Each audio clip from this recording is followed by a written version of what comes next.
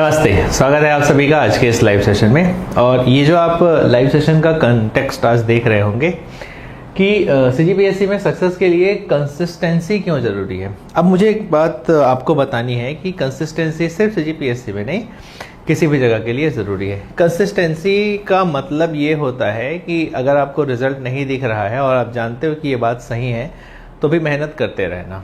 जैसे अब कैसे पता चलेगा कि ये बात सही है? मेहनत करते रहना। बोल दिए कोई जो सेलेक्ट होकर के उधर गए हैं वो बोल दिए तो सही ही होगा, फिर वो करते रहना है।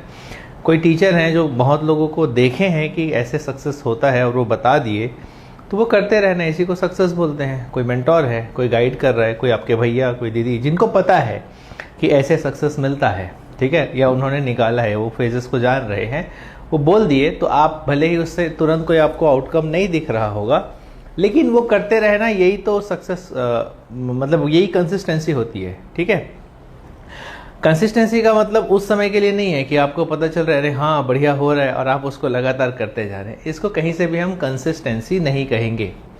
एक टाइम ड्यूरेशन के बाद अगर आप कुछ चीज़ को करते हो और उसका एक ठीक ठाक आपको आउटकम देखने को मिल रहा है, तब फिर वो कंसिस्टेंसी कहलाएगा और लेट में आउटकम देखता है। ठीक है, जैसे कई लोग का रहता है ना कि इस समय पे, ये वीडियो आने का कारण भी यही है कि इस समय पे बहुत से स्टूडेंट्स हैं जो पढ़ना शुरू कर चुके हैं, बोलने पे बहुत मेहनत करवाने पे पढ़ना शुरू कर चुके हैं, पर ये अगस्त सितंबर को जो टाइम होता है ना, बहुत स्टैग्नेंट टाइम होता है।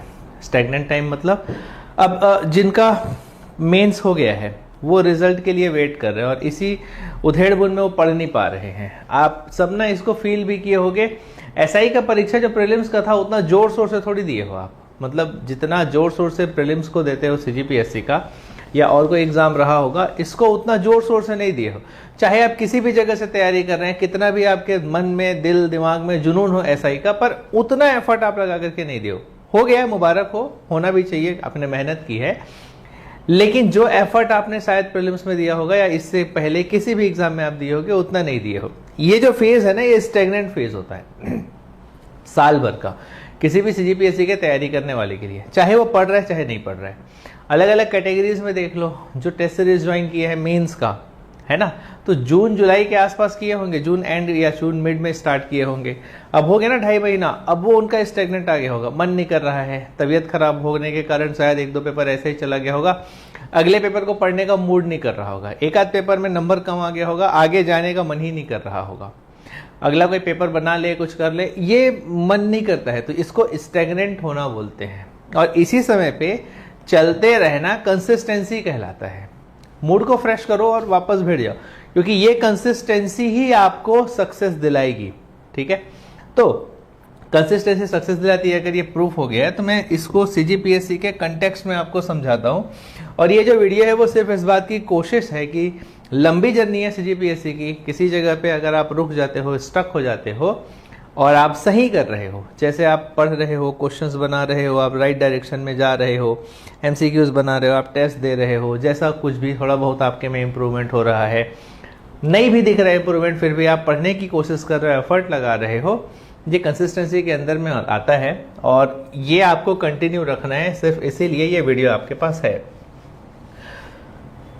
जब आप थक जाओगे, ठीक है, क्या करोगे? जब भी आप थक जाओगे तो क्या करना, देखो 1% दैनिक चक्रवृद्धि ब्याज ये या लाभ, इसको समझना ये कैसे लिखा हुआ है और इसका कारण क्या है इस चीज का। तो दिन में ना 15-20 पेज जीएस का एक उत्तर 12 महीने की अवधि में भारी लाभ में बदल जाते हैं। ठीक है, एआई अपने हिसाब से लिखता है, पर हमने जो बताया था इसको इस तरह से करना, वो कर दिया है। इसको मैं आपको समझाता हूँ। मैं ये क्यूमुलेटिव का आप फायदा देखना। चलो इस बार मैं मान लिया कि आपको नहीं पढ़ने का मन कर रहा है, एक भी पढ़ने का नहीं मन कर रहा है, टेस्ट में आप बस जा रहे हैं, टेस्ट का टाइम टेबल है, डिमोटिवेशन फील हो रहा है, बिना टेस्ट के पढ़ रहे हो, फिर भी जो पढ़ रहे हो उसमें मन नहीं कर रहा है, कुछ भी समझ में नहीं आ रहा है। अब ऐसे टाइम पे कोई भी स्टूडेंट के दिमाग में ये होना चाहिए, मैं अगर कुछ मन नहीं कर रहा है तो एक दिन में एक हिंदी या छत्तीसगढ़ी के रचनाकार और उसकी रचनाएं को याद कर लेते हैं। एक, बस एक मन किया आपका, आपने उठाया पालेश्वर शर्मा जी की रचनाओं को और याद कर लिया। एक दिन में बस एक, मुश्किल से 10 मिनट, ठीक है, एक, बस एक रचनाकार को आप याद करिए, ठीक है। इसके बाद छत्तीसगढ़ के प्रमुख व्यक्तित्व,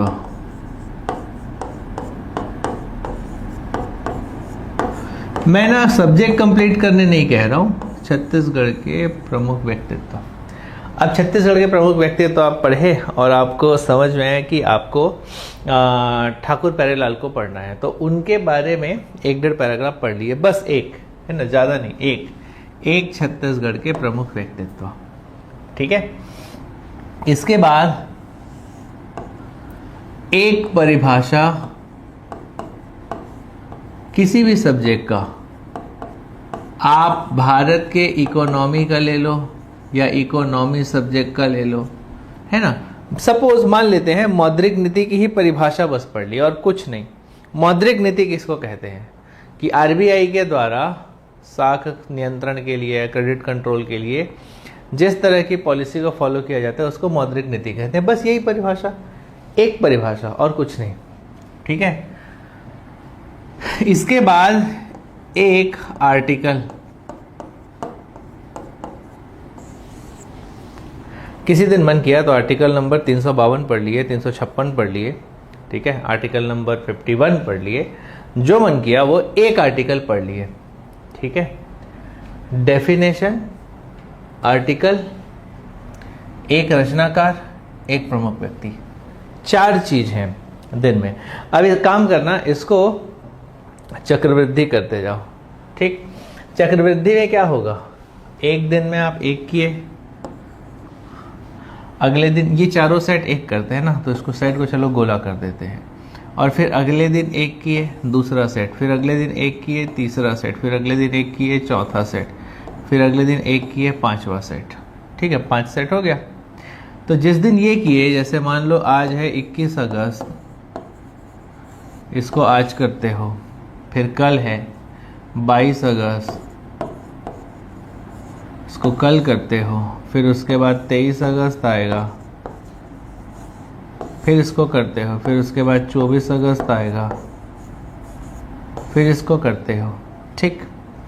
तो यहाँ पे 22 अगस्त, यहाँ पे 23 अगस्त और यहाँ पे 24 अगस्त, धीरे धीरे आप ऐसे आगे बढ़ते जाते हो। अब जिस दिन 22 अगस्त का कुछ पढ़े उस दिन 21 वाला थोड़ा सा रिवाइज कर लिए, क्योंकि एक दिन पहले ही पढ़े हो, अब अगले दिन इसको ही पढ़े। ज़्यादा कठिन टाइम नहीं है, अगर दिन के अलग अलग समय में भी आप 10-10 मिनट या 15-15 मिनट निकालते हैं तो ये किया जा सकता है। सोचो 24 घंटे में सिर्फ मैं 10 या 15 मिनट अलग अलग समय पे पढ़ने को कह रहा हूँ, और ये एक्यूमुलेट हो जाएगा, ये वाला डन हो जाएगा, ये वाला डन हो जाएगा, ये वाला डन हो जाएगा, ये वाला डन हो जाएगा। बस इतना अगर आप कर लेते हो, आपको मिल जाता है नंबर पेपर में, ठीक है। तो ये चक्रवृद्धि का ये फायदा होता है। अभी बस ऐसे ही करना है, भूल जाना टेस्ट वेस्ट दुनियादारी अगर मन नहीं कर रहा है या कुछ भी हो रहा है तो एक दिन में इतना तो शुरुआत कर सकते हो, ठीक, कुछ नहीं पढ़ रहा तब। अब इसी चीज को दिन भर में जिस 4 टाइम पे करना है या 4 टाइम पे करना है वो मान ही लो, और उस 4 टाइम पे आप फिक्स कर लो कि मेरे को उतना 4 टाइम पे करना है। देखो यहाँ पे लगातार 6-7 घंटे 24 घंटे ये सब पढ़ने वढ़ने वगैरह से बेहतर है कि आप ये बस 4 चीज़ें हर रोज करना, ये सोच लो, अपने आप बढ़ेगा, क्यूमुलेटिव होता है ये। इतना कहीं करोगे तो एक हफ्ते में और बेहतर हो जाओगे, इसके बाद 1-1, 2-2, 3-3, 4-4 और करोगे तो और बेहतर हो जाओगे। धीरे धीरे धीरे धीरे ये बढ़ते जाता है, जो भी हम काम कर रहे हैं वो डेफिनेटली बढ़ते जाता है। इसके बाद अपने मिस्टेक्स को ट्रैक करना और उसको कॉपी में लिखना, ठीक है ना। आप टेस्ट अब पढ़ने का मन नहीं कर रहा है, लिखने का मन नहीं कर रहा है, जा करके दे दो, और जितनी गलती कर रहे हो उन सबको एक कॉपी में लिखने लगो। आप जितनी भी गलती करोगे उसको एक कॉपी में लिखने लगो। ये वाला सवाल था मैं ऐसे गलत कर दिया, ये वाला सवाल था मैं ऐसे गलत कर दिया, इस सवाल को मैं ऐसे गलत कर दिया, इस सवाल को मैं ऐसे गलत कर दिया, इस सवाल को मैं ऐसे गलत कर दिया। तुम ना जितना भी गलती किए हो उसको कॉपी में लिखने लगो, और जब वो आप कॉपी में अपने लिख लोगे तो हो गया तुम्हारा। तो वो जितना गलती है उतने को आप कॉपी में रखे हो और वो तुम्हारा सॉल्व हो गया। ये प्रोसेस है, ठीक है। तो कि जो भी आप थोड़ा बहुत दिन में 10-10, 15-15 मिनट पढ़ रहे हो वो चक्रवृद्धि के फॉर्म में आपको मिलने वाला है, ठीक है। कंपाइल्ड होकर के क्यूमुलेटिव इफेक्ट आपको उसका दिखेगा। जो आप दिन भर में छोटे छोटे टाइम पे करना चाहते हो उसको फिक्स कर लो, इसी टाइम पे करना है। और जो आप रोज गलतियां कर रहे हो या किसी किसी टेस्ट में गलतियां कर रहे हो उसका एक कॉपी बनाना शुरू कर दो। इतना ही काम करना है, नया कुछ नहीं पढ़ना है, ठीक है। नेक्स्ट देखो, समझना अभी कई, अच्छा ये एक दूसरा तरीका है कि कैसे आप कंसिस्टेंसी से अपने आप को बेहतर कर सकते हो, ठीक है। अब अगर आप MCQ का बुक उठाए हो, यानी कि घटना चक्र ही सॉल्व कर रहे हो, या यहाँ कोचिंग इंस्टीट्यूट्स में जो छत्तीसगढ़ PSC के आए हुए पुराने प्रश्न छत्तीसगढ़ GS वगैरह से संबंधित होते हैं, मान लो आप उसको सॉल्व करने जा रहे हो, तो उसमें से 50-100 MCQ हर दिन आपको मिल जाएंगे। यानी कोई भी उठा लो, कोई भी एक टॉपिक उठा लो, जैसे छत्तीसगढ़ का अफवाह तंत्र ड्रेनेज सिस्टम उठा लिए 50 क्वेश्चन। अब ना ये मिस्टेक मत करना कि उस 50 क्वेश्चन को उस बुक में ही इसका ये वाला सही होगा, अरे मेरा गलत हो गया नीचे पढ़ लेता हूँ, ये वाला अरे ये गलत हो गया नीचे पढ़ लेता हूँ।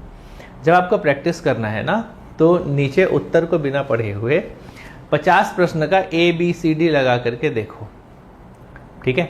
जैसे मान लो फर्स्ट क्वेश्चन आप बना रहे हो लेकिन उसके नीचे सोल्यूशन दिया हुआ है, तो सोल्यूशन को छिपा दो। फर्स्ट क्वेश्चन को बना लिए, बगल में एक कॉपी रखो या इस तरह का OMR वो इंटरनेट पे मिल जाता है, लेके प्रिंट करा लो, अपना नाम लिख देना वहाँ पे, ठीक है। सपोज आपका नाम अंकित है तो अंकित एग्जामिनेशन लिख देना, ठीक है। वो AI तो कुछ भी बना देता है, तो वैसे एक आप निकाल लिए, ठीक है। अब उसको फोटोकॉपी करा करा के अपने पास रखे हुए हो। फोटोकॉपी के माध्यम से आपका जो मन कर रहा है उसमें आप टिक मार रहे हो। तो जैसे मान लो आप 50 क्वेश्चन बनाने का सोच रहे हो, तो पहला क्वेश्चन आपने देखा, आप सोल्यूशन पे ध्यान नहीं दिए, उसके उत्तर को नहीं देखे, आपने मान लो उसका C माना है और इधर पे कॉपी में आपके OMR में आप C को टिक मार देते हो या कॉपी में A का फर्स्ट क्वेश्चन का C लिख देते हो। अब आप दूसरे क्वेश्चन पे आते हो, ह्यूमन हो, नज़र तो पड़ेगा ही मेरा C सही है या नहीं, तो देख लिए अच्छी बात है, लेकिन कॉपी या OMR में जो टिक मारे हो उसको वहाँ पे गड़बड़वाना मत। बनाते आना 50 तक बनाना। ऐसे हो सकता है बीच में आपसे सवाल नहीं भी बनेंगे तो उसमें OMR के सामने खाली छोड़ देना, किसी में गोला मत मारना, जबरदस्ती रिस्क मत ले लेना। सीखोगे, इससे धीरे धीरे डेवलप होता है आपका रिस्क, किस में लेना है किस में नहीं लेना है, ये सब अप्रोच। आप मिस्टेक क्या करते हो, जैसे आप MCQ बना रहे हो घर में मान लो, और अगर आप घर में MCQ बना रहे हो यानी कि एक किताब उठाए और उसमें क्वेश्चन पढ़े और 4 ऑप्शन में से एक सोचे, आप नीचे चेक किए सही है या गलत है, और सही हुआ तो अच्छी बात है, वाह वाह थोड़ा सा पढ़ लिए, और गलत हुआ तो अरे क्यों गलत हो गया करके अच्छे से पढ़ लिए सोल्यूशन को, आपका काम खत्म, ठीक। एग्ज़ाम हॉल में गए, एग्ज़ाम हॉल में अब आपके पास जो प्रैक्टिस है उससे आपका दिमाग बस 2 चीज़ के लिए ट्रेंड है। किस चीज़ के लिए जानते हो? हाँ, तो बन रहे तो टिक मारेंगे, नहीं बन रहे तो नहीं मारेंगे, और नहीं बन रहा है तो नीचे उत्तर देखने की तो आदत है, वो दिख तो रहा नहीं है, तो दिमाग को स्ट्रेस करने के लिए आप मजबूर करोगे एग्ज़ाम हॉल में। अगर 1 से 50 तक आपके पास सवाल हैं, यानी कि 50 से ज़्यादा ही सवाल होंगे भाई, तो आपके पास मान लो इतने सवाल हैं अगर, ठीक, तो इन सारे सवालों को आपको क्या करना है, देखना है। और इन सारे सवालों में 50 सवाल में 12 आपसे बन रहे हैं, 3 आप नहीं बनाए, छोड़ना है आपको, और बाकी के सवाल हो सकता है आपसे गलत हो रहे हों, तो 50 में वो एनालाइज करो, ठीक है। यहीं पे देख लो, जैसे मान लो आपसे पहला वाला बन गया तो आपने D में टिक मार दिया, फिर इसके बाद दूसरे वाले में आपने C में टिक मार दिया, फिर तीसरे वाले में आपने A में टिक मार दिया, फिर चौथे वाले आपसे नहीं बना और 5वां वाला में आप E में टिक मार रहे हैं, और 6वां वाला आपसे नहीं बना और 7वें वाले में आप B में टिक मार रहे हैं, उसके बाद 8वां D में टिक मार रहे हैं, 9वां D में टिक मार रहे हैं, ऐसे ऐसे आप कर रहे हैं, ठीक है। तो जो जो आपसे नहीं बना उसको छोड़ना है, ये भी आपकी प्रैक्टिस हुई। तो अब जब आप एग्ज़ाम हॉल में जाओगे ना, तो आपकी 2-3 तरह की प्रैक्टिस है। एक जो बनता है उसको बनाते हैं, एक जो नहीं बनता है उसमें रिस्क लेने की कोशिश करते हैं, और जो बिल्कुल नहीं बन रहा है उसको छोड़ देते हैं। अब जिनको ये तीनों टेक्निक आता है उनके लिए प्रीलिम्स आसान हो जाता है। तो कंसिस्टेंसी का मतलब ये है कि हर दिन आपको कुछ इतने सवाल बनाने चाहिए, 40-50 तो बनाने ही चाहिए। 50 सवालों को इस तरीके से मत बनाना कि बस बुक है आपके हाथ में और मन कर रहा है तो देखे, नहीं बना तो नीचे को पढ़ लिए।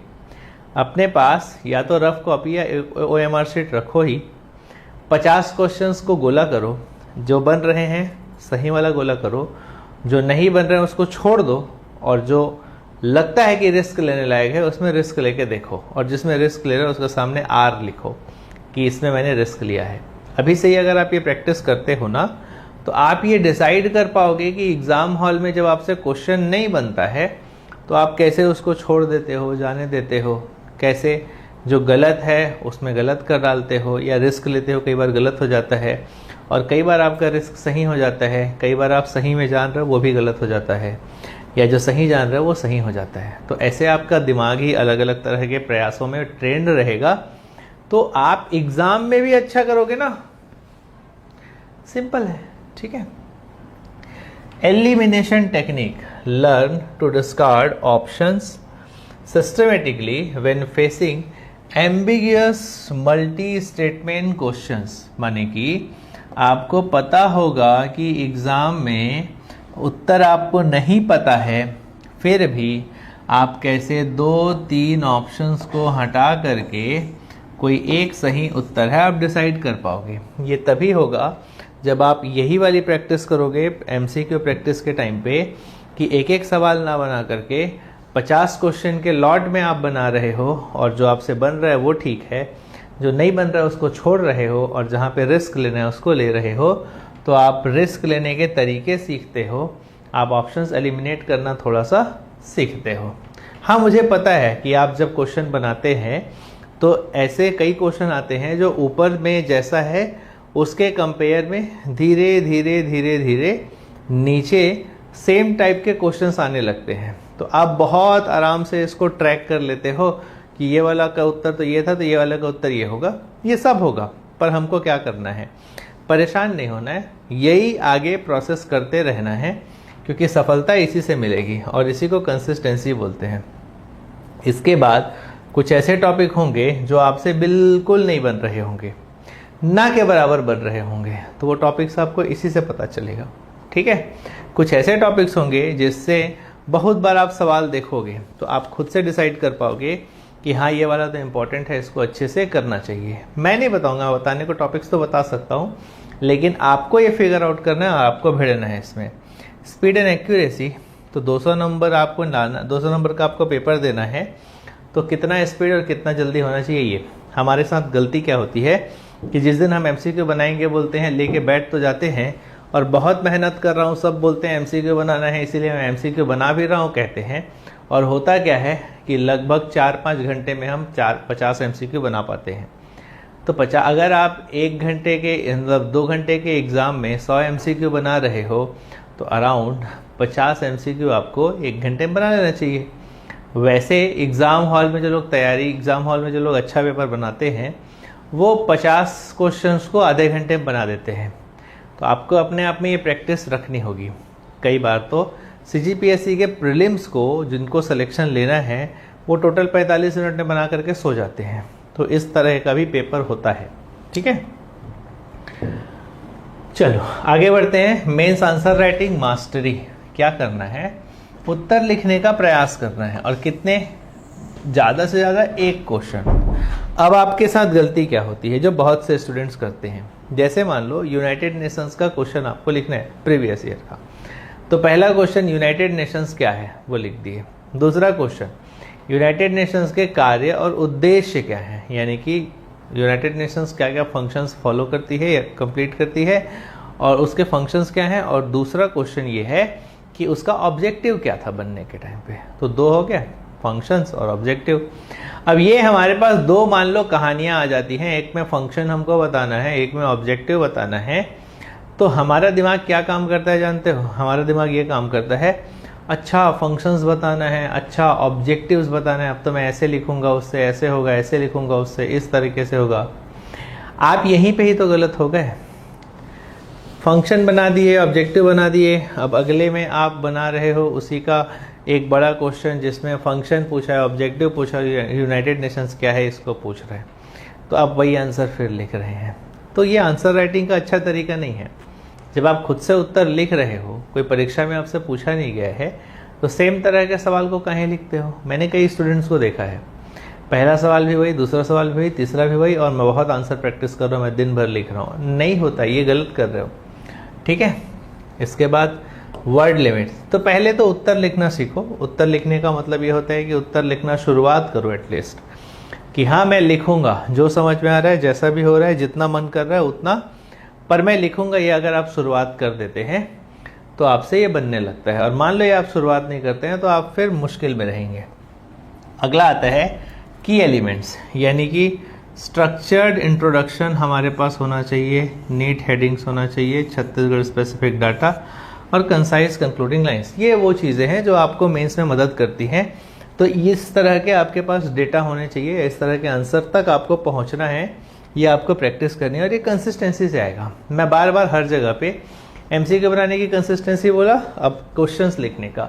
तो दिन का एक सवाल लिख दो, मुश्किल से 10 मिनट लगता है, और रोज लिखते रहो तो महीने भर के 30 सवाल आप लिख लेंगे और साल भर के 365 सवाल आप लिख सकते हैं। तो बस ये काम करना है। ये तो आप प्रीलिम्स वाले दिन भी कर सकते हो, एक सवाल मेंस का अगर लिखना है तो सिर्फ एक ही लिखना है। तो एग्जाम्पल आपके सामने है, छत्तीसगढ़ निर्माण के आंदोलन कारणों का और परिणामों का विस्तार से करो।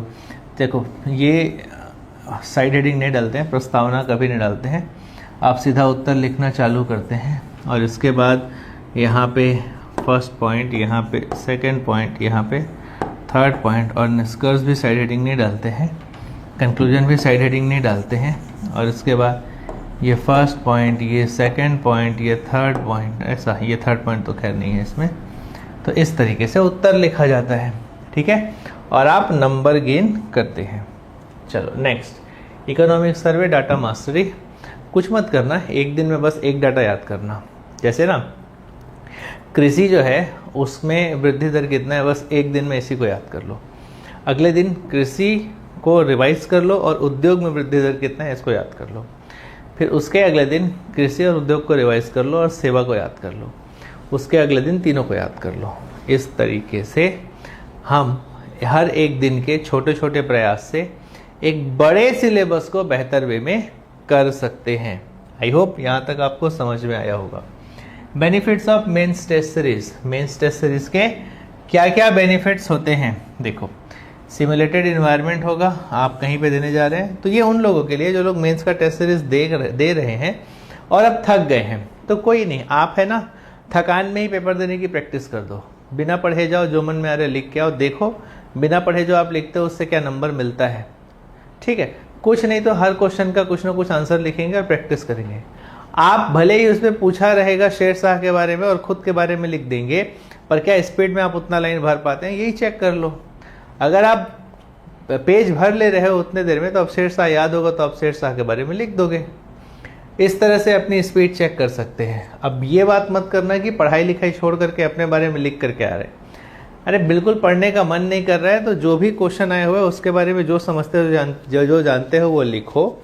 आपकी पढ़ाई अगर नहीं हुई है तो जो समझ रहे हो, जो जान रहे हो वो लिख करके कॉपी कंप्लीट करके आप अपना टेस्ट में स्पीड चेक कर सकते हो, बट छोड़ो मत। ठीक है, अब ये स्केड्यूल डिसिप्लिन होता है, यानी कि टेस्ट सीरीज के थ्रू अच्छा क्या होता है, जो मेंस का टेस्ट सीरीज चल रहा है अलग अलग इंस्टीट्यूट्स में, उससे भाई अच्छा ये होता है कि आपके पास एक फिक्स टाइम टेबल है। 3 दिन बाद ये सब्जेक्ट पढ़ना है, 4 दिन बाद वो पढ़ना है, 5 दिन बाद वो पढ़ना है, इतने दिन तक ये पढ़ना है। तो एक फिक्स शेड्यूल है आपके पास। बाकी एक्सपर्ट इवोल्यूशन, तो जो एक्सपर्ट होते हैं वो बड़े प्यार से इवोल्यूट कर लेते हैं आपके टेस्ट कॉपी को। तो कॉपी को आप डाल दोगे ना लिख करके वहाँ पे, जो टेस्ट सीरीज आप दे रहे हैं उस जगह पे, तो एक्सपर्ट्स हम आपको इवोल्यूएट कर देंगे। ठीक है, चलो नेविगेटिंग नेगेटिव मार्किंग्स समझना इसको। प्रीलिम्स में ना आपका नंबर कम आए या फिर आप कम अटेम्प्ट करें, इसका एक कारण होता है कि आप डरते हैं मेरा नेगेटिव मार्किंग हो जाएगा। तो डरने से तो कुछ नहीं होगा। डरने से एक ही चीज़ होगा, एग्जाम हॉल में जाओगे और टिक नहीं मारोगे, है ना। मतलब आप टिक नहीं मारे तो बात खत्म। आप किसी सवाल को देखे, इग्नोर कर दिए तो बात खत्म ना, फिर वो नंबर भी नहीं कटेगा, कुछ नहीं होगा। लेकिन एक जो रिस्क लेता है ऐसा पर्सन उस क्वेश्चन में थोड़ा सा अपने लिए लूप होल खोजेगा कि यहाँ पे मैं अच्छा क्या कर सकता हूँ, यहाँ पे मेरे लिए अच्छा क्या हो सकता है, इस जगह पे मैं अच्छा क्या कर सकता हूँ। और जैसे ही उसको वो लूप होल मिलेगा, किसी भी स्टूडेंट को जैसे ही वो लूप होल मिलेगा कि यहाँ पे मैं क्या बेहतर कर सकता हूँ, वो स्टूडेंट अपना बेस्ट एफर्ट लगाएगा उस लूप होल के थ्रू अपने उस क्वेश्चन को अपने लिए नंबर उठाने के लिए। लूप होल का मतलब वो सवाल कुछ ना कुछ तो हिंट दे रहा होगा, ठीक है। तो एग्जाम में आपके पास एक क्वेश्चन आया प्रीलिम्स में, आप उसको टिक नहीं मारे, कोई दिक्कत नहीं, 0 होगा, ना तो आपको नंबर कटेगा ना नंबर मिलेगा। लेकिन एक आदमी जो उस पर एफर्ट लगा दिया, हो सकता है उसका 0.67 माइनस हो जाए, हो सकता है उसको 2 नंबर मिल जाए, ठीक है। इसी कंडीशन में आपको पहुंचना है कि कैसे मैं रिस्क लूंगा। जितना आपके में ताकत है ना रिस्क लेने का, ले डालना भाई, पक्का ले डालना, बाकी बाद में सोचना। जो मूड करेगा रिस्क ले ही लेना, बाकी देखा जाएगा, बाकी सोचेंगे। तो जब आप रिस्क लेने लगते हो तो आप बेहतर करने लगते हो। अभी क्या करोगे, जब हर रोज एमसीक्यू बना रहे हो या कई कई जगह पे तो मेंस के साथ प्रीलिम्स का भी टेस्ट सीरीज चल रहा है, तो उसमें देखो ना आप गलती कहाँ पे कर रहे हो। जिस पर्टिकुलर क्वेश्चन पे आप गलती कर रहे हो उसको घर आकर के पढ़ लो, या जिस तरह की गलती आप कर रहे हो सकता है सोचने में गलती कर रहे हो सकता है आंसर डिसाइड करने में गलती कर रहे हो सकता है आप एलिमिनेट करने में गलती कर रहे हो। तो जिस भी प्रकार की आप गलतियां कर रहे हो उस प्रकार की गलती को साइड कर लो। अच्छा, मेरे से इस तरह की गलतियां होती है, इसको मैं ऐसे सुधार सकता हूं। तो आई होप आपको यहाँ तक सारी चीज़ें समझ आई होंगी और आगे आ भी जाएंगी, उम्मीद ऐसा करते हैं, ठीक है। ये प्रैक्टिस आपको करना है। 1/6 नेगेटिव मार्किंग कहाँ पे गड़बड़ी हो रही है वो देखो और उसको ठीक करो, ठीक है। तो पेपर अगर आप 60 क्वेश्चन मान लो अटेम्प्ट करते हो तो उसका 1/6 मतलब 10 क्वेश्चन आपका गलत होना चाहिए। ये आपकी प्रैक्टिस होनी चाहिए। 100 क्वेश्चन में 1/6 कितना होगा, तो 100/6 कर दो, ठीक है। तो अराउंड आप 15 से 20 क्वेश्चन, है ना, 15×6 = 90 होता है ना, तो लगभग आप 15 से 20 के बीच में 15-16 आप गलतियां करते हैं, आपका अच्छा नंबर आ जाएगा हमेशा, ठीक है। तो अगर 100 में 15-16 गलती कर रहे हो तो 80 में कितना करोगे, 10-12 के आसपास, ठीक है। अब कैलकुलेट कर लेते हैं। देखो 1/6 का आपको हिस्सा दिया गया है, आप नेगेटिव कर सकते हो, वहीं तक आपका एंड पॉइंट होता है, लाना है। आपका इस बार प्रीलिम्स में गलती हुआ होगा शायद 24 से 30 गलत हुआ होगा, अगर आपने 80 के ऊपर टिक मारा है तो 24 से 30 गलत हुआ होगा आपका, ठीक है। अब तुम चूके कहां पे हो ध्यान देना। 80 मान लो आप अटेम्प्ट किए, तो मान लो इसमें बीच का एक मान लेते हैं, 27 को गलत मान लेते हैं, 27 गलत, ठीक है। तो 80 में से 27 को हटा दो, कितना बचेगा, 80 में से 27 को हटाओगे तो 3 और 5 बचेगा। 53 दूनी कितना होता है, तो 53 दूनी होता है 106, ठीक। अब 27 आप क्वेश्चन गलत किए हो तो नेगेटिव मार्किंग कितना होगा आपका, 18 नंबर। और 106 में से अगर आप 18 नंबर माइनस करते हो तो आपका आता है 88 नंबर। आपका इसी के आसपास नंबर आया है, ठीक है। सिलेक्शन होगा नहीं होगा, हर वो आदमी जिसको लग रहा था मेरा सिलेक्शन हो जाएगा 85, 86, 87, 88 ऐसा कुछ नंबर लाए हैं, ठीक है। अब 82 से 89 के बीच में आदमी लोग का नंबर आया है, महिलाओं का भी, मतलब जो एस्पिरेंट्स थे उनका।